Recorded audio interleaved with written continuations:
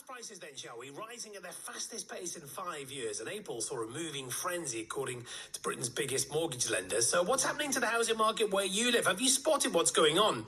Are the for sale signs up where you are? And maybe you've moved house during the pandemic. Number to call this morning, 03700 100 110. Text the show 81012. Emails to jason@bbc.co.uk. Maybe you're tempted for a move. We'll go to John, who's called us in just a moment in Newport. Morning, John. First, just have a quick chat with Sophie Hill, who's the owner of the estate agents in Aberdare. Good morning, Soph. Hiya, Jason. All right, how are you? Good morning. I'm very well, thank you very much indeed, Soph. So what's it been like then? Has it been buzzing for you the last year? Oh, it has.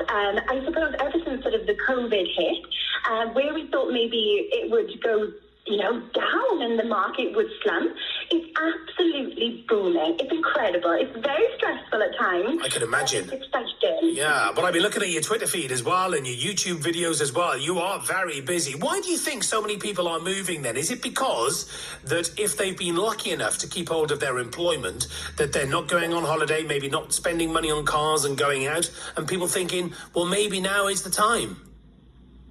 I think it's a really mix. So we're getting a lot of people who have been stuck into their house, and they've realised that it's not good working on a portable desk in the living room with their children, because of course the children have been off school as well. It's also one of them things that people have gone, I need a bigger garden. I think they've reevaluated what they want out of their house and sort of have now gone, let's go. Just in case we go into another lockdown, heaven forbid, I'm sure we won't. Yeah, never know. And clearly that's doing something to prices then, because prices are going up right across the country. Absolutely, it is crazy. Obviously we sort of cover Aberdare, Merthyr Tydfil, Mountain Ash, Abercynon, and absolutely booming. Prices have gone up incredibly so. Good for you though. Good for business. Yes. Good for business. Come on, Soph, it's business. Good for sellers as well. Yeah, exactly. So, absolutely. Yeah. A 90s word returned to my news feed today when I was looking at this, gazumping. Apparently, it's back. It is. I think it's actually a bad thing that has come back, because obviously it can be such a heartbreaking experience if you do get gazumped. But they can be extremely exciting for the person who wins that bid or wins the offer accepted. It's a bit of a mixed emotion, that is. But it is true. All it is block viewings and a massive amount of multiple offer. And then choosing then sort of who wins it after all. We're going over asking price nearly every single day for houses. Yeah. This texter says that on the old machine here this morning, hope we're not going back to the bad old days of gazumping. It's so unfair on first-time buyers. What about from a safety perspective, though? So when you're showing people around then, I mean, it's all socially distanced. Have you got restricted numbers, restricted viewings, face masks, obviously? Yes. So face masks, we wear gloves. We also hand sanitizer when we go into the properties. We normally sort of say to people, look, open anything you want, but let us open it for you. It's just easier. When they finish, we can go around then and hand sanitize anything we know we touch. Yes, we do try to limit. So it is, like you said about the gazumping, we're getting a lot of people through the door, a lot of interest. We're having to just simply cut numbers. So if you're viewing, you have to view alone. We can't have your mum, dad, your nan come along, unfortunately. When you win it, that can happen. But at the minute, no, we are limiting it to just one viewer, and we give them slots.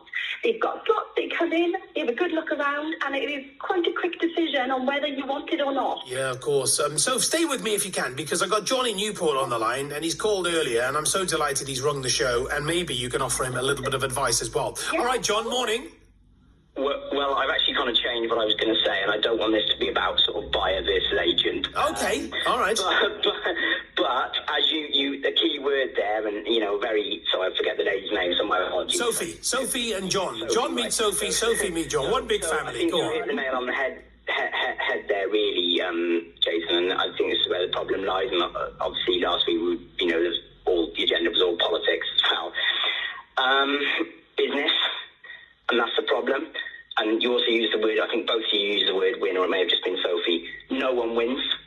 Prices are ridiculous. They are ridiculous. They are absolutely ridiculous. No one wins. Nobody wins, because the position my wife and I are in, we're in Newport. We'd like to stay in Newport. We're in a 2-bedroom apartment at the moment, which we have been fortunate enough to be able to buy. Got a mortgage on it. We do owe a little bit on the mortgage, but we've got a little bit of savings as well, which is great. Mm-hmm. The issue that we have is the next house up and the house after that is pushing on. As prices increase, the only people that win are at the top of the chain, and even then, it's only paper money because you've got expenses and things like that, and really nobody is served well by house prices going up. And even yourselves as estate agents, I mean, I don't want to sort of push into how much money you make, but I mean, there aren't that many estate agents who are multi-millionaires. I mean, some are, but and you no doubt you work hard for the money you get, and due respect to you, but I just think that it particularly in there like Newport, particularly in the valleys where incomes are relatively low, how are people expected to afford? I mean, I just don't get it. Who's buying them? I just and if people are being able to buy them and get mortgages, they're then stretching themselves to buy properties, and money's taken out of the economy. They've got less to spend, which damages the Welsh economy. So obviously we probably have different views on this, but I just kind of think it's not a good thing. Okay. The house prices. Let me bring Sophie in. You can probably detect that I'm not very happy about it. Not from a selfish point of view. Because I can hear. No, I can hear. But yes, absolutely. And for those of us who've got children as well, one wonders what sort of prices they're going to be looking at, and how on earth will they be able to afford deposit, Sophie? It is worrying. I absolutely understand where John is coming from. At the moment, it's a difficult one. It is true, when this all hit and deposits went up, there was a moment that I did lie in bed and think, oh my gosh, what's going to happen now? But you know what? I don't know where from, but many of the first-time buyers simply got a bigger deposit. That is not the case for lots of people. I've dealt with somebody even this morning who's been waiting almost a year to be able to get enough deposit together to buy her first home. But for lots of people, it just didn't seem to affect them. They were able to get the house. I don't know if that was whether Mum and Dad were helping them, or they were able to sort of... We had somebody the other day who said, I've sold my car, I've sold my bike, I've sold everything to be able to get onto the property ladder.